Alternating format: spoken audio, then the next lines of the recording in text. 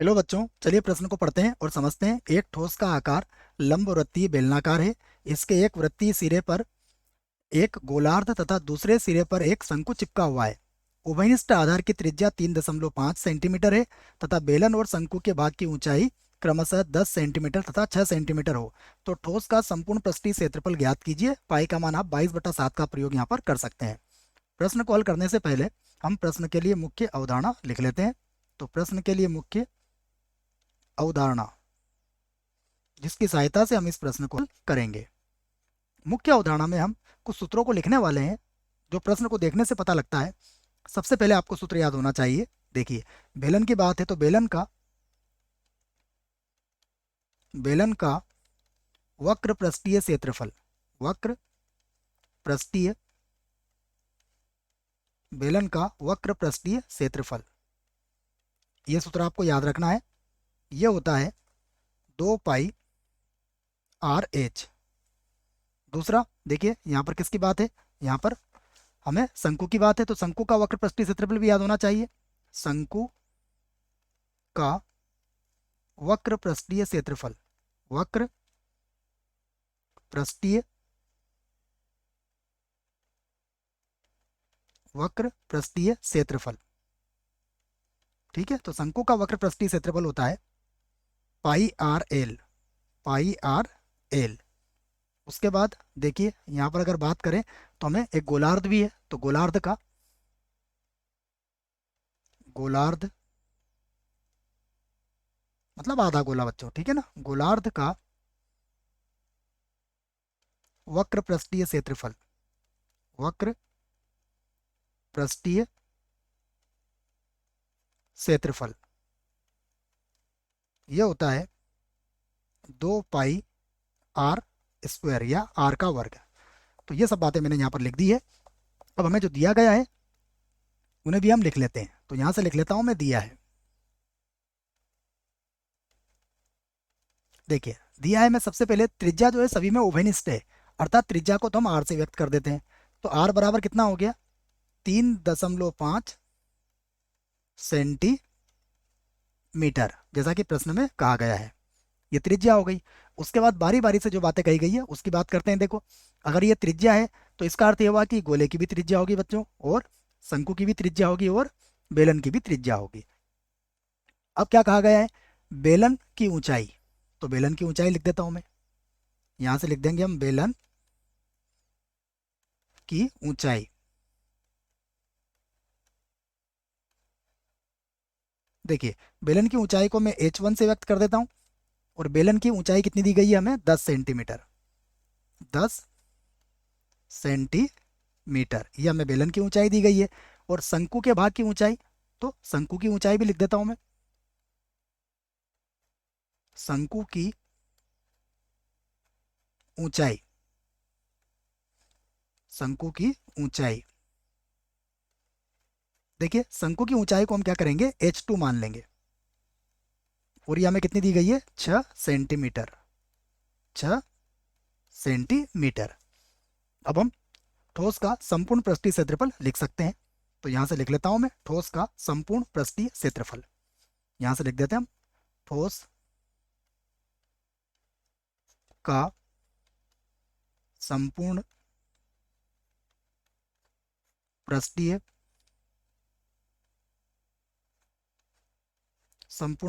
क्षेत्रफल। ठीक है बच्चों, तो ठोस का संपूर्ण पृष्ठीय क्षेत्रफल हम ज्ञात करेंगे। उसको मैं एक चित्र से और समझा देता हूं आपको, जिससे कि और अच्छे से ये बात समझ में आ जाए कि प्रश्न क्या बोलना चाहता है और किस प्रकार से हम इसका क्षेत्रफल लिखेंगे बच्चों। देखिए, ये मैंने एक बेलनाकार भाग बना लिया। इसके ऊपर क्या लगा हुआ है, एक अर्धगोला, और यहाँ पर उसने क्या लगा दिया, एक शंकु। ठीक है, तो अब हम क्या करेंगे, देखिए सबसे पहले तो बेलन का वक्र पृष्ठीय क्षेत्रफल निकालेंगे, शंकु का वक्र पृष्ठीय क्षेत्रफल निकालेंगे, अर्धगोले का भी संपूर्ण पृष्ठीय सॉरी बच्चों वक्र पृष्ठीय क्षेत्रफल निकालेंगे, और तीनों को क्या करेंगे, हम जोड़ देंगे। तीनों को जोड़ेंगे तो हमारा ठोस का संपूर्ण पृष्ठीय क्षेत्रफल आ जाएगा। तो सबसे पहले मैं बेलन का लिखता हूँ। बेलन का होगा 2 पाई r h, और मैंने बेलन की ऊंचाई क्या मानी है, यहाँ पर मैंने बेलन की ऊंचाई को h1 माना है, तो h1 हो गया। प्लस शंकु के लिए क्या होगा, शंकु के लिए होगा पाई आर और एल होगा बच्चों। ठीक है, जहाँ एल इसकी तिर्यक ऊंचाई होगी, यहाँ होती है तिर्यक ऊंचाई इसकी एल। उसके बाद प्लस, अब अर्धगोले का कितना होता है, 2 पाई आर का वर्ग, ये होगा हमारे पास। तो इसको बना दी मैंने समीकरण 1। ठीक है, अब हम क्या ज्ञात करेंगे, तिर्यक ऊंचाई। तो हम जानते हैं तिर्यक ऊंचाई किसके बराबर होती है, तो यहाँ से लिख लेता हूं मैं, हम जानते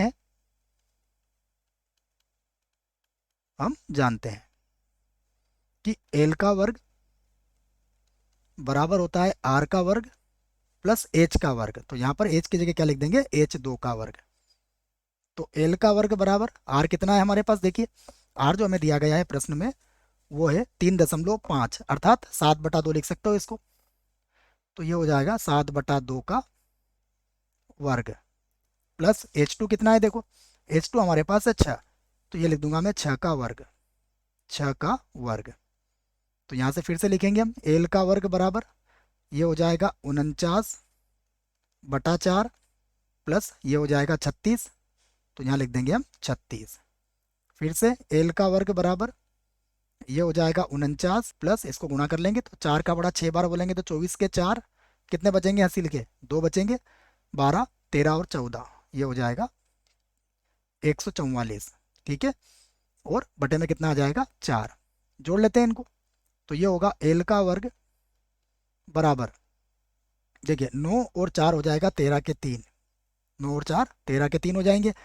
उसके बाद 4 और 4 8 और 1 9, और एक वैसा का वैसा आ जाएगा ये। ठीक है बच्चों, तो ये लिख दिया हमने, और बटे में कितना आ जाएगा, बटे में आ जाएगा 4। तो एल का मान कितना आ जाएगा, एल का मान आ जाएगा 1/2, और वर्गमूल के अंदर कितना हो जाएगा 193। ठीक है, और ये किस में आएगा, सेंटीमीटर में आ जाएगा। अब हम समीकरण नंबर 1 में इन मानों को रख लेते हैं। ठीक है, तो मैं रख लेता हूँ समीकरण नंबर 1 में, यहाँ से लिख देता हूँ मैं समीकरण 1 से, समीकरण 1 से क्या था हमारे पास, ठोस का संपूर्ण पृष्ठीय क्षेत्रफल, संपूर्ण देख लेते हैं, यही पूछा गया है ना हमसे, ठोस का संपूर्ण पृष्ठीय क्षेत्रफल पूछा गया है बच्चों। ठीक है, तो इसको मात्रा को भी इधर कर देना, यहाँ भी हम संपूर्ण पृष्ठीय क्षेत्रफल की बात कर रहे हैं, पृष्ठीय संपूर्ण पृष्ठीय क्षेत्रफल। देखिए समीकरण नंबर 1 में जो था हमारे पास, अगर ध्यान से देखो तो देखिए यहाँ पर अगर आप पाई आर, यहाँ पर भी देखो पाई आर और यहाँ पर भी पाई आर है, तो मैं क्या करता हूँ सभी में से पहले पाई आर को कॉमन ले लेता हूँ। तो पाई आर को मैंने कॉमन ले लिया बच्चों। जब पाई आर को कॉमन लेंगे तो ये 2H1 बचेगा, यहाँ होगा 2H1, यहाँ पर हो जाएगा केवल एल बचेगा, तो प्लस का हो जाएगा एल, उसके बाद प्लस यहाँ देखिएगा पाई आर चला गया तो 2R बच जाएगा, 2R बच जाएगा। ठीक है ना बच्चों, पाई आर कॉमन निकाला 2R यहाँ पर बचेगा, तो प्लस का हो जाएगा 2R। अब मान रख सकते हैं हम, पाई का मान क्या कहा गया है हमसे, हमसे कहा गया है 22/7। आर कितना है, आर है 7/2। ठीक है, 2 गुणा H1 कितना है हमारे पास, देख लेते हैं, H1 हमारे पास था 10, तो ये लिख दिया हमने 10, प्लस ये कितना आया हमारे पास, वर्गमूल 193, और बटे में कितना आया है 2, प्लस 2 गुणा ये हो जाएगा 7/2। ठीक है, इसको हल कर लेते हैं, देखो 7 से 7 कट जाएगा तो ये तो आ गया 11, ये हो जाएगा 20, और ये हो जाएगा प्लस, और इसका वर्गमूल निकाल लेंगे तो ये हो जाएगा 13.89, ये इसका वर्गमूल होगा, और बटे में कितना होगा 2, प्लस 2 से 2 कट जाएगा तो कितना हो जाएगा, ये 7 हो जाएगा। फिर से लिख लेते हैं, 11 तो वैसा का वैसा रहेगा, देखिए 20 और 7 कितना हो जाएगा 27, इसको 2 से भाग लगा देते हैं। ठीक है, तो ये हो जाएगा हमारा 6.94। ठीक है, अब इसे भी जोड़ लेते हैं बच्चों। तो देखिए ये जुड़ेगा तो ये हो जाएगा 11 गुणा, और यहाँ पर 6 और 7, 6 और 6 12 और 1 13 हो जाएगा, और 2 और 1 हो जाएगा 3, तो ये हो जाएगा 33.94। अब हम इसको भी गुणा कर सकते हैं, देखो। तो ये हो गया हमारा 373.34। ठीक है, और ये संपूर्ण पृष्ठ की क्षेत्रफल है, तो क्या आ जाएगा, वर्ग वर्ग सेंटीमीटर, वर्ग सेंटीमीटर। ठीक है बच्चों, आशा करता हूँ प्रश्न का उत्तर समझ में आया होगा। धन्यवाद।